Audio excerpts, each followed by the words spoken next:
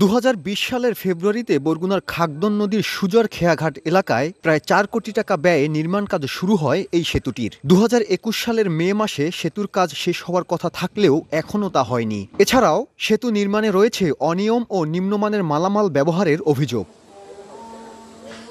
সেতুটি নির্মাণ কাজের শুরু থেকেই খাগদন নদীতে বন্ধ হয়ে গেছে নৌযান চলাচল। ১ বছরের কাজ ৪ বছরেও শেষ না হওয়ায় ভোগান্তির শিকার হচ্ছেন স্কুলগামী শিক্ষার্থী সহ স্থানীয় বাসিন্দারা। একই অবস্থা জেলার ২৬টি সেতুর। স্থানীয়রা জানান, আওয়ামী লীগ সরকার পতনের পর অনেক সেতুর ঠিকাদারই লাপাত্তা।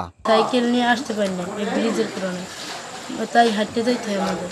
এই খালটায় যে চলাচলতি বন্ধ হয়ে গেছে, এরকম হুইয়ে বইয়ে যাওয়া লাগে। এলজিইডি জানায়, নির্মাণাধীন সেতুগুলোর সংশ্লিষ্ট ঠিকাদারের সঙ্গে যোগাযোগ করা হয়েছে। বেঁধে দেওয়া সময়ে কাজ শুরু না করলে চুক্তি বাতিল করা হবে। যারা এখন পর্যন্ত কাজে আসেনি প্রত্যেককে চুক্তি বাতিলের যে পর্যায়গুলো সমস্ত ব্যবস্থা নেওয়া আছে। এলজিইডির তথ্য অনুযায়ী নির্মাণাধীন সেতুগুলোর মধ্যে সদর উপজেলায় ১১টি, আমতলী উপজেলায় ৭টি, বেতাগী উপজেলায় ৫টি এবং তালতলী, পাথরঘাটা ও বামনা উপজেলায় ১টি করে সেতু রয়েছে। সাইফুল মিরাজ, সময় সংবাদ, বরগুনা।